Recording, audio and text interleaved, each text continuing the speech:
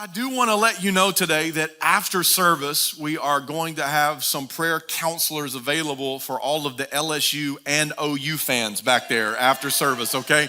So they're going to be available. I want to let you know, yesterday was traumatic for all of the Tiger fans and Sooner fans. And so if you need prayer to be able to advance into this week, please stop by and get some prayer before you leave today. I'm only partly joking. Hey, here in Northpoint in 2022, we have said that this is our year to advance. And that word advance, it means to move forward in a purposeful way, to move forward on purpose and with purpose. It means to make progress. And what we've been saying is that we're not just advancing into something or advancing into nothing. We are going to advance into abundance. We're going to advance into the overflowing fullness that God has for each and every one of us. We are going to advance into the life that Jesus said was possible. And today, if you're thinking, what life is that? It's the life that Jesus mentions in John chapter 10, verse 10, when he says this, he says, I have come so that they, everybody say, I am they. All right, so he's talking about you. I have come, Jesus says, I have come that so they may have life. I want them to have it in the fullest possible way. Now remember, that word that Jesus used for life in the Greek is zoe, and it means life in every area of life. Jesus did not come just so your spirit could be reborn. He came also so that your mind could be renewed. He came so that emotionally you could be whole. He came so that relationships would be abundant and overflow. This is why Jesus came. He came to give you life in every area of your life. And that word Zoe doesn't just mean present, it also means future. So the life that Jesus came, he came to give you that life now, but not just now. He came to give you that life moving forward as well. And this is what Paul says about that life that is possible. Paul was an apostle, which means that he was a leader in the early church. And he writes a letter to the church at Ephesus. And in Ephesians chapter 3, this is what the apostle Paul writes. He says, and may you know his love, speaking of God's love, even though it can't be completely known. So what Paul is saying here is that, listen, I want you to know it, even though you're not going to be able to know it fully. Why? Because our mind is finite and God's love is infinite. And there's no way for us to fully grasp his love. But Paul says, but you can know it. And that's what I'm praying for you. That's what I desire for you, that you would know his love, because he follows it up with this. Then you will be filled with everything God has for you. Meaning that everything he has for you comes from his love for you. Everything that God has for you comes from his love for you. Meaning that you will not be able to advance into what God has for you if you don't know how he feels about you. Okay, so he says, listen, everything God has for you is going to come from how he feels about you. And if you don't know how he feels about you, you're not going to be able to move into everything that he has for you.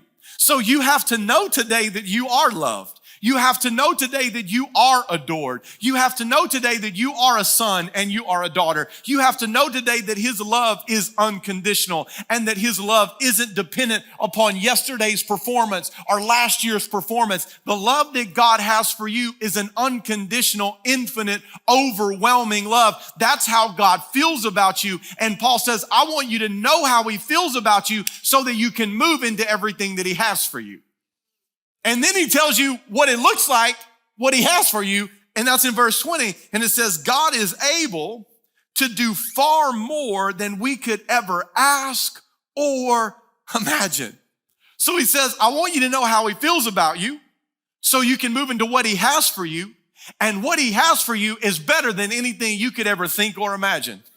What God has for you is better than anything you could dream up. That's the God that we serve. And this is what he says. And he does everything by his power that is working in us.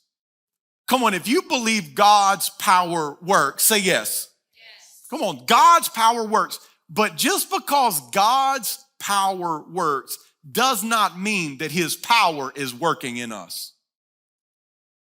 Just because his power works does not mean, it is not guaranteed that his power is working in us. You see, we have to allow God's power to access our patterns. We have to allow God's power to access our patterns. Everyone in this room, you have patterns in your life. You have patterns of thinking. You have patterns of talking. You have patterns of behaving. You have patterns of responding. You have patterns of reacting. You have patterns. And those patterns come from a lot of different places. Those patterns could come from the home that you were born into.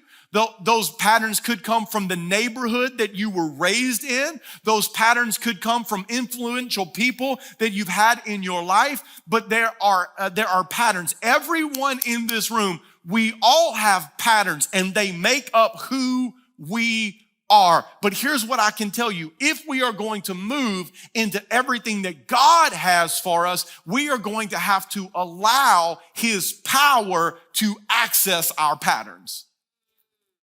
Now, I say this a lot, but we are not changed by what we have access to. We are only changed by what we allow to access us. Listen, we have more access than ever before in the history of the world.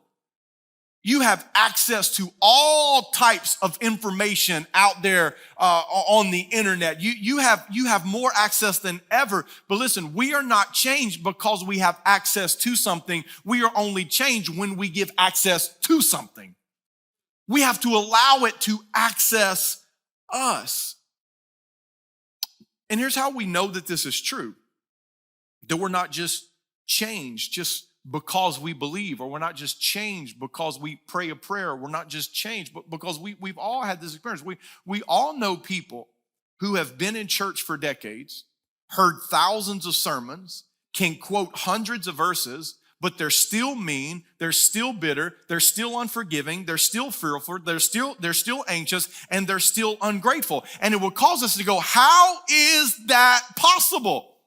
How is it possible to be around this, to be in this, to know these things, and yet still, but because you can be surrounded by something, but it still not be in you, right? You can be around his power. And listen, what happens is whenever you get around his power, it makes you feel better, but only when you're found in his power will it actually make you better.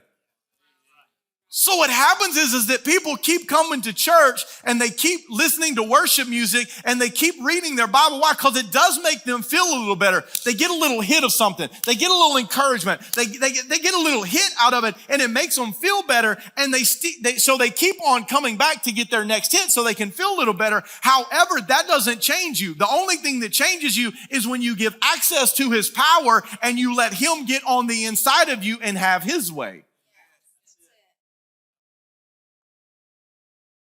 So this abundant life,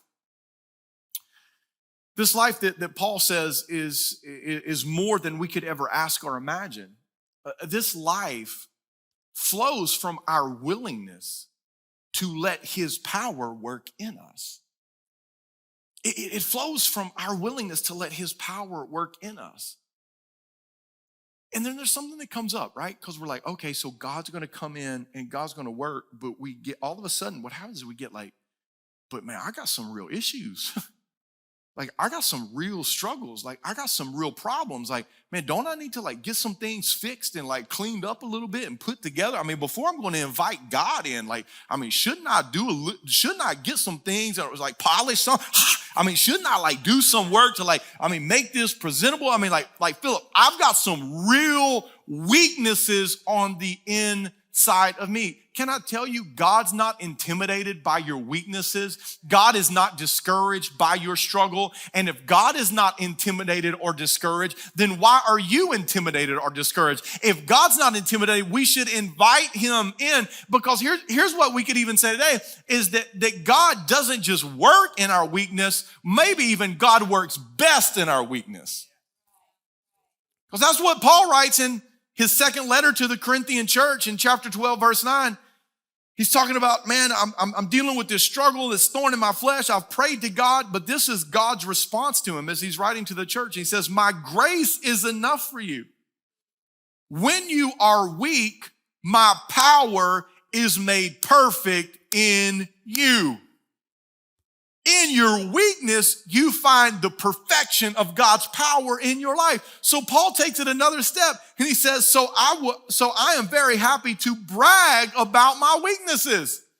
I'll be bold about my weaknesses. I will confess and admit my weaknesses because then Christ's power can live in me. So Paul found this secret to say, wow, whenever I know that there's a weakness, that's when Christ comes to be my strength. So I will boast in my weakness. I will proclaim my weakness because every time I admit that there is a weakness, Christ comes and he fills me up.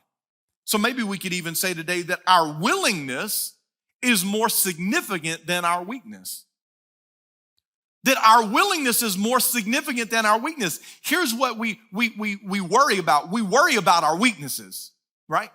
We think about the weakness that we have, but we're not pondering the willingness that we have.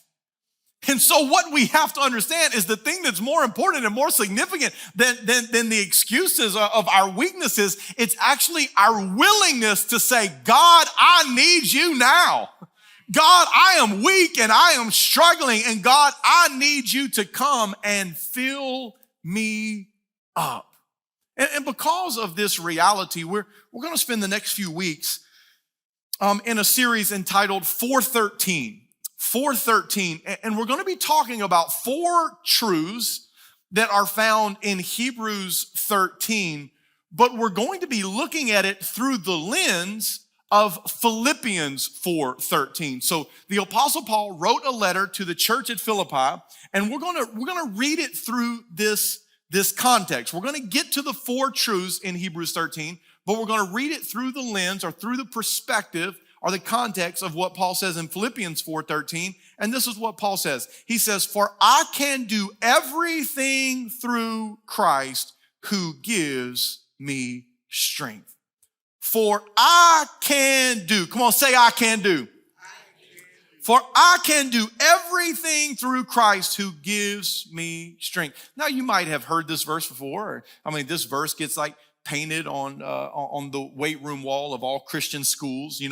This verse is found on T-shirts, and this verse is found in people's social media profiles, right? And so many times when people use this verse, this is what they are really speaking to. What they are saying is this: God can help me do what I want to do for me. Philippians 4:13. God can help me do what I want to do for me. But that's not the context of the verse. When you give it any study at all, you realize this ain't about you getting what you want. What this Bible is actually speaking to is that God can help me do what he wants to do through me. It's not about what I want to do for me. It's about what he wants to do through me in the earth. But now, the great news of this is that you can do everything that God has called you to. That's what Paul's speaking to. You can do everything in God's will and purpose for it. You can do everything through his strength. You can do everything that you need to do because the power of God is operating on the inside of you. And this is why we have to look at Philippians 4:13 first, because we got to see the can-do attitude in Philippians 4:13 before we get to the must-do actions in Hebrews 13. Because if you don't look at it through that lens, and all we get to, and we start talking about these 4 must-dos in Hebrews 13, by the end of this series, you'll just be like, I don't know if I can live this Christian life. Oh God, I don't know if I can make it. Because these must-dos are so challenging and so difficult and take so much out of you. If you don't put the context of Philippians 14 and look through the lens and say, no, wait a minute, I can do all of these things because this is the will of God for every believer. This is the thing that's going to carry me into the abundant life. So I'm going to put the lens in the perspective, and I'm going to see everything in Hebrews 13 through the lens of Philippians 4:13, which lets me know I can do everything in that because he's going to give me strength to carry it out in my life. All right, so let's look. Let's look at what is the first must do. Okay, what is the first must do in Hebrews 13? It's found in the first 4 verses. Hebrews 13, starting in verse 1. The writer of Hebrews writes, and he says, keep on loving each other as brothers and sisters. Don't forget to show hospitality to strangers, for some who have done this have entertained angels without realizing it. Remember those in prison, as if you were there yourself. Remember also those being mistreated, as if you felt their pain in your own bodies. Give honor to marriage and remain faithful to one another in marriage. God will surely judge people who are immoral and those who commit adultery. The very first must do that we read in Hebrews 13 is that we must do persistence. We must do persistence. In all 4 verses, he says something like this: keep on. Keep on loving. He says, don't forget. He says, keep on remembering. He says, always remain faithful. This is what he is challenging us to. Why is he challenging us to this? Because we cannot advance into abundance without persistence. So he's letting us know, if you want everything God has for you, there's only one way you're going to get there, and that is through persistence. Now, everybody in this room has lived long enough to know that it's easier to make a commitment than it is to keep a commitment. Now, I gave you a perfect opportunity to say amen right there, because everybody knows it is way easier on the front end, like it sounded like a good idea, and you're like, oh yeah, I'll do that. And then on the back end, you're thinking, what was I thinking? It's way easier to make a commitment than it is to keep a commitment. And what happens is that we can be passionate about something in the beginning, but if we're not persistent in the middle, we never arrive at the best end.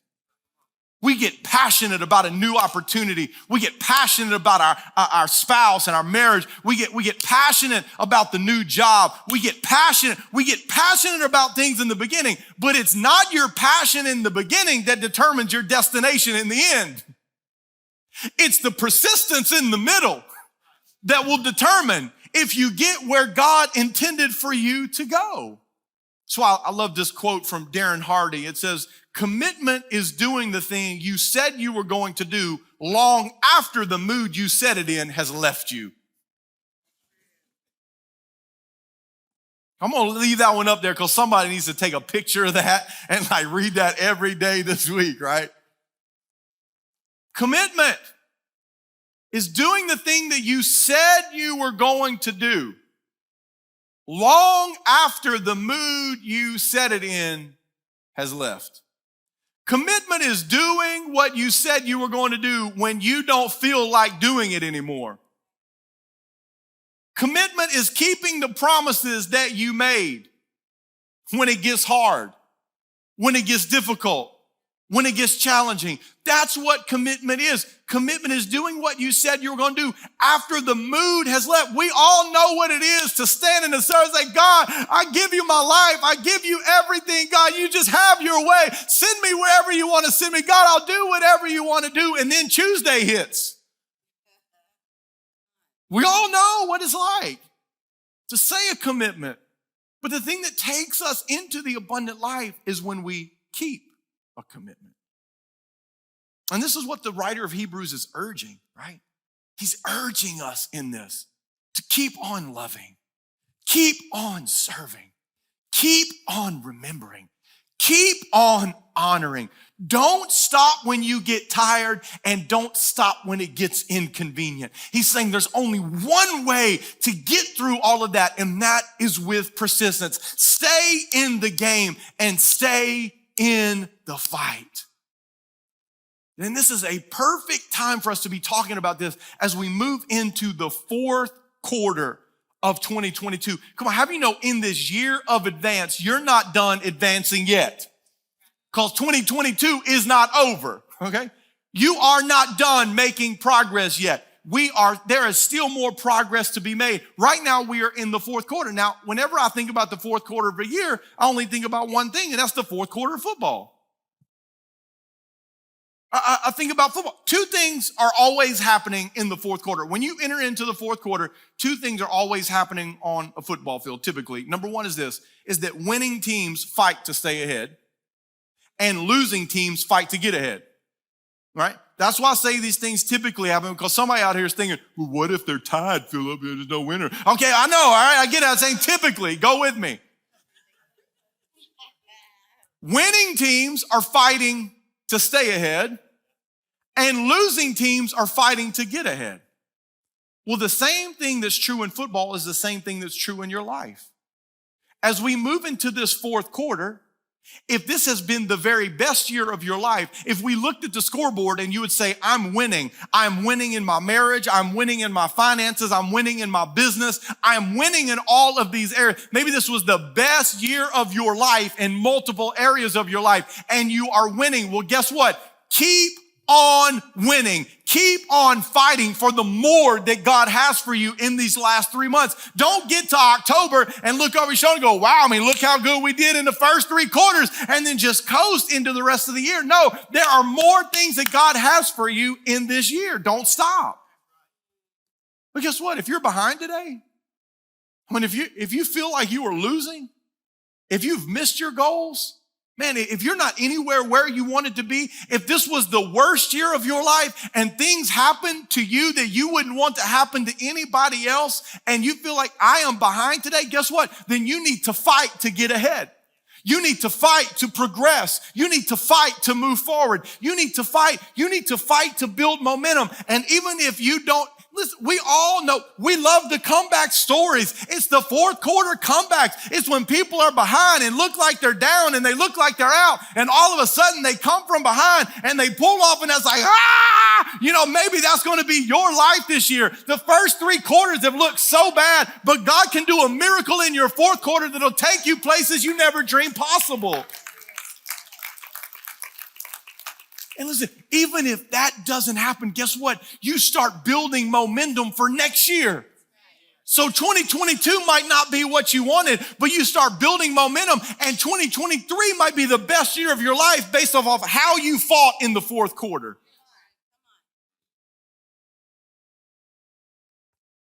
But you're not going to win without a fight.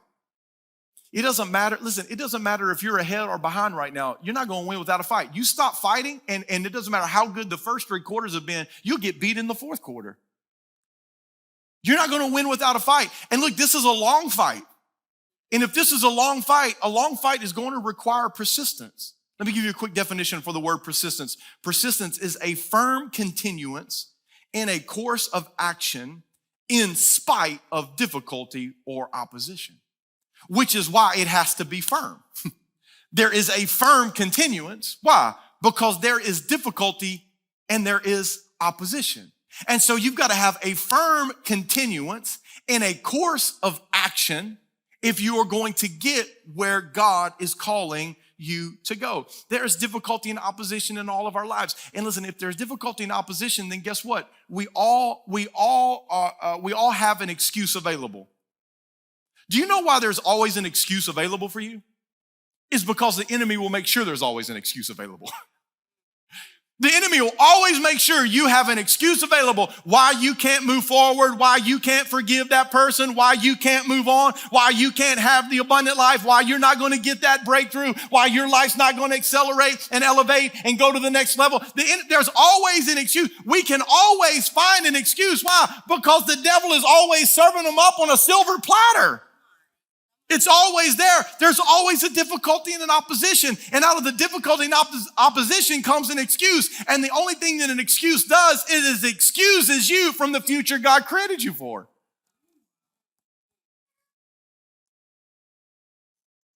And so this is why we have to persist. This is why we have to do persistence. And Jesus actually talks to us a little bit about the power of persistence. And he tells a couple stories. And the first story that Jesus tells about the power of persistence is found in Luke chapter 11. But today we're going to look at another story that Jesus tells about persistence in Luke chapter 18. And the scripture says this. It says, one day Jesus told his disciples a story to show them that they should always pray and that they should never give up. Come on, tell your neighbor, never give up. Come on, tell your neighbor right now. Look at him, say, never give up, never give up. Come on, tell him. It's what Jesus is telling the story. You should always pray and you should also never give up. There was a certain judge in a city who neither feared God nor cared about people. A widow of that city came to him repeatedly saying, give me justice in this dispute with my enemy. The judge ignored her for a while, but finally he said to himself, I don't fear God or care about people, but this woman is driving me crazy. I'm going to see that she gets justice because she is wearing me out with her constant requests. Then the Lord said, learn a lesson from this unjust judge. Even he rendered a just decision in the end. So don't you think God will surely give justice to his chosen people who cry out to him day and night? Will he keep putting them off? I tell you, he will grant justice to them quickly. Well, let's look at this story. Let's think about the story for a minute. Let's think first about this, that the person who Jesus picks for the hero role in the story is a widow, which means we instantly know one thing. She has walked through pain and loss. Jesus doesn't have to tell you his story. By the name that he identifies her, he says, there was a widow. Instantly, we know that she has faced fear, she has faced devastation, she has walked through pain, and she has experienced loss in her life. The second thing that Jesus tells us is that the widow has an enemy. That the thing that she went through, like if that wasn't enough, now she has an enemy. And she's going to the judge to deal with the enemy, which lets us know that somebody has either done something to her or is trying to take something from her. Somebody's done something to her or is trying to take something from her. So this widow has an enemy. But this widow has a third problem. And the problem is this: she's being ignored by the person who was put in position to protect her. She isn't being seen. She isn't being heard. She's not being cared about. She's not being taken seriously. But yet through all of that, she keeps on believing. Through all of that, she keeps on trying. Through all of that, she keeps on persisting for justice. Through all the difficulty of her past and the opposition that is in her present, she has this firm continuance in a course of action, and she just keeps on coming back saying, Judge, I need to talk to you one more time. Judge, I need you to hear me one more time. And the judge says, fine, listen, I don't fear God, I don't fear people, but she is about to drive me crazy. And if you study a little bit in the Greek, the word that Jesus used, it could actually mean he is afraid that she's going to give him a black eye.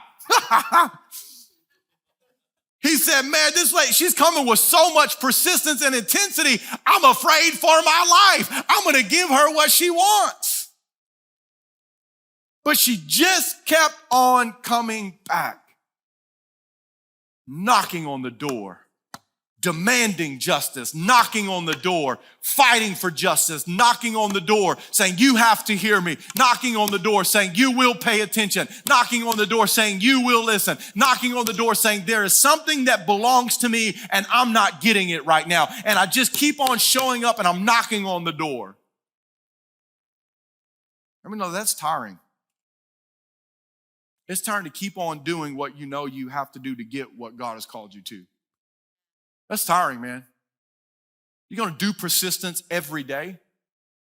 I mean, think about the disappointment and the pain that she's walked through. She has lost her husband. Now she's got an enemy who is either doing something to her or trying to take something from her. And now the place that she goes where she feels like, oh, finally I'm going to get justice because I get in front of the judge and he doesn't even pay attention to her, doesn't even see her as a real person. And yet she keeps on showing up through the pain, through the difficulty, through the opposition, and she keeps on showing up. And that's what you have to do too if you're going to get what God has for you. But the only way that you get to do persistence, that first must do of Hebrews 13, is whenever you put Philippians 4:13 over the top of it and realize I'm not knocking on that door every day in my strength. I'm not getting out of bed every day in my strength. I'm not showing up every day in my strength. No, that is the strength of Christ that is empowering me to do what I've got to do so I can get what God has for me. That's why you got to look through the lens of Philippians 4:13 before you get into the must-dos of Hebrews 13, because the must-dos will wear you out. You keep knocking, you keep knocking, you keep knocking, nobody's listening. You'll say, I guess just the pain is too much for me. The enemy's not going to go away. This judge is never going to listen to me. I love this quote from Dennis Waitley. This is what it says. It says, he's a business coach, and he says this. He said, success is almost totally dependent upon drive and persistence. Everybody say extra. The extra energy required to make another effort or to try another approach is the secret of winning. What if we took that out of the business world and we brought it into the kingdom and we said this, that discipleship, which is our success in the kingdom, discipleship, becoming like Jesus, is totally dependent upon our devotion and our persistence. It comes upon your devotion. How much are you willing to sacrifice and give to God? How much are you willing to die to yourself? And how persistent are you to show up every day to make sure that actually happens? That's what it looks like to be a follower of Jesus. Devotion and persistence. Persistence to devotion. Making sure every single day that I don't stay here and say, God, I want you to do what I want for me. But every day I wake up and I say, God, I want you to do in me what you want to do through me in this earth.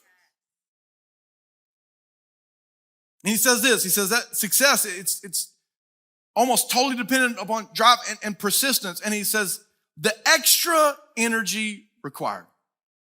The extra energy required. And I'm going to ask the keys to come on out because we're going to wrap up right now. Here's what I want you to bring your attention to. Most people on the journey of life, they run out of extra. Most people along the journey, they just run out of extra. And listen, if you run out of extra, you're only left with ordinary. But whenever you keep your extra, then you have extraordinary. But what happens along the way of life is that we just run out of our extra. We run out of the extra energy. He says to try one more time. The extra energy to do it a little different next time. We just run out of that extra energy. And when you run out of extra, what you are left with is ordinary. I love the quote that says the difference between ordinary and extraordinary is always that little extra. And isn't it the truth? The difference between an ordinary marriage and an extraordinary marriage is always the extra. Raising kids, it's just the extra. Creating a successful business and a great church, whatever it is, it's just always just the extra. Being and making the impact God has called you, it's just the extra. And whenever you do the extra, you move from ordinary to extraordinary. You move into what? You move into the life that Jesus promised you could have. But it's this, will you persist in the extra? Will you persist in the extra? Jesus tells the story. Listen, Jesus tells the story. And Jesus tells the story because the woman did the extra. And because the woman did the extra, what is it? It's an extraordinary story. This widow who has an enemy and a judge that's not listening keeps on fighting until she gets what she came for. That's an extraordinary story. She didn't quit. She didn't give up. She didn't make excuses. She didn't throw in the towel. She didn't just go home and say, well, I guess this is my lot in life and just go away. No. She kept on showing up. She kept on doing the extra, and it's an extraordinary story. I mean, the story would read a whole lot different if she said, and so she went to the judge, and the judge said no the first time, and she went home, and that's the end of the story. Jesus wouldn't tell that story. That's a bad story. Why? Because Jesus was telling his disciples, hey, I want you to hear the story because I want you to know that you should always pray and that you should never give up. Because if you give up, you're going to miss out on the extraordinary ending that happened in the story. And you see, the extra always comes down to me and you's choice. Will you do the extra? Will you do the extra? Not to rub salt in anybody's wound that's an LSU fan today by bringing up this name, but I saw something that Nick Saban said. And Nick Saban said he tells his players, you basically have 5 choices in life. You can be bad. You can be average. You can be good, you can be excellent, or you can be elite. And the choice is up to you. It's your choice. You choose if you want to be bad. You choose if you want to just be average, settle for the mundane. You choose if you want to stop at good. Oh, I got a good life, I got a good family, I got a good marriage. I mean, it's good. Which reminds you, Jesus didn't come for good. He said, I came that you would have abundance, that there would be an overflowing fullness in every area of your life. You could stop at good. You could even go to excellent.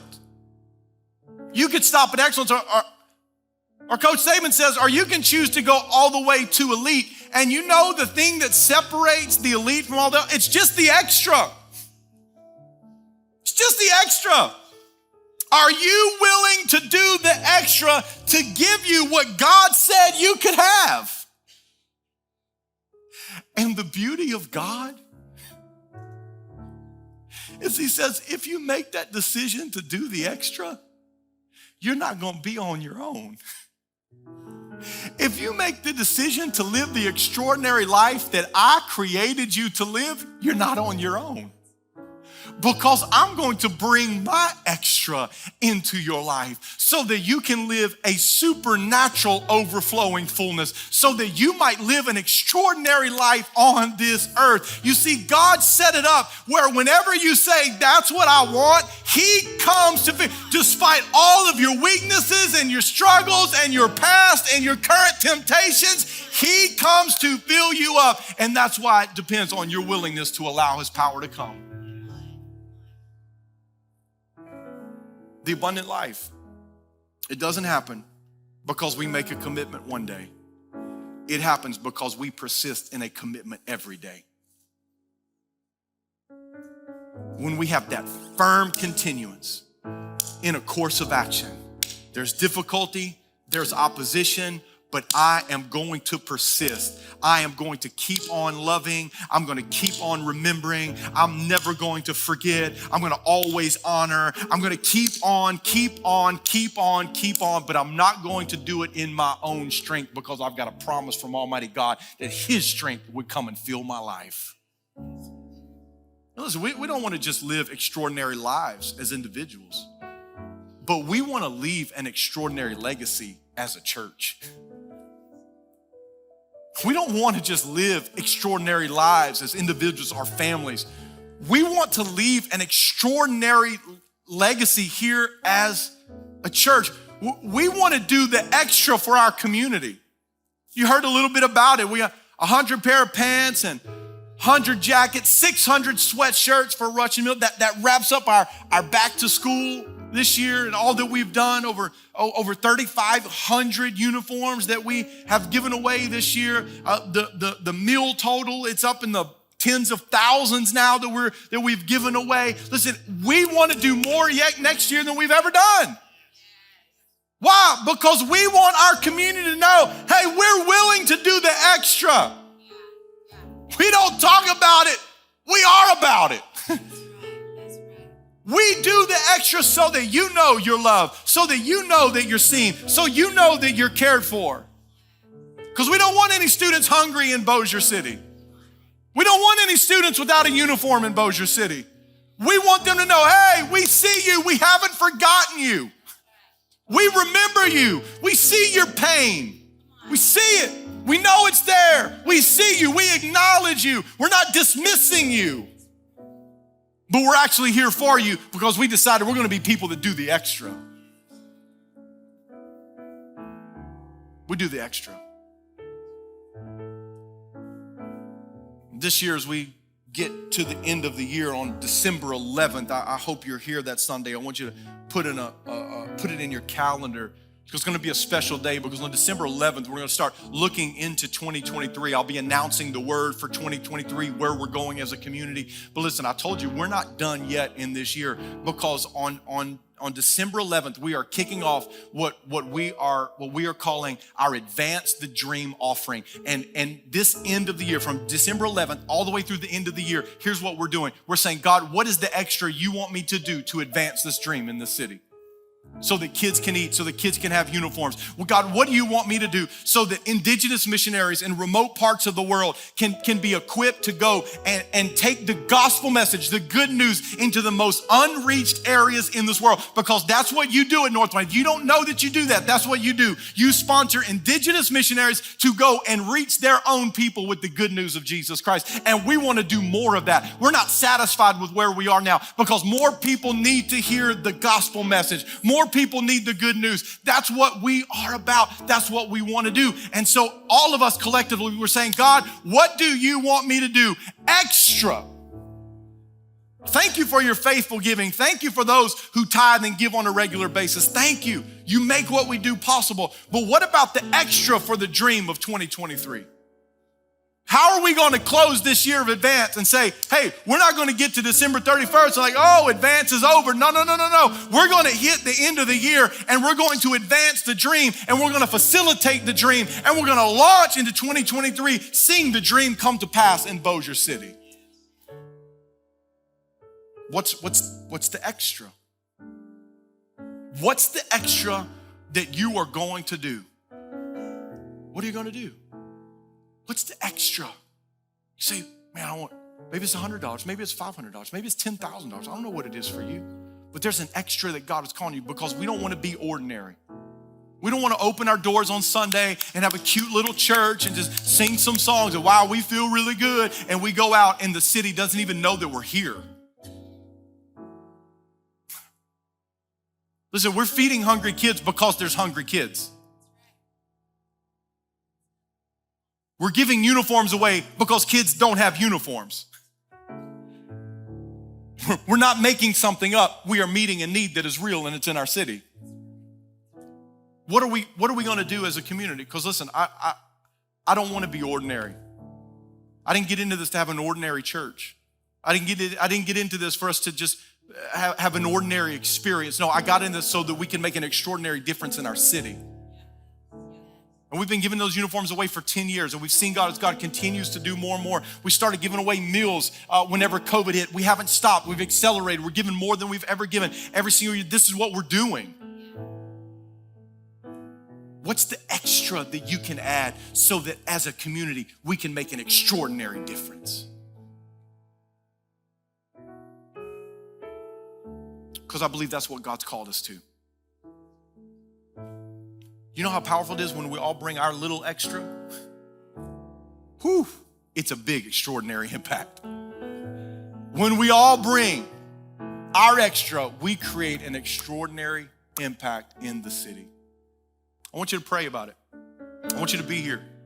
If at all possible, December 11th, I want you to be here. It's going to be an awesome day as we look into 2023 and as we finish this year strong with our Advance the Dream offering for the end of the year. Hey, I want you to stand with me today.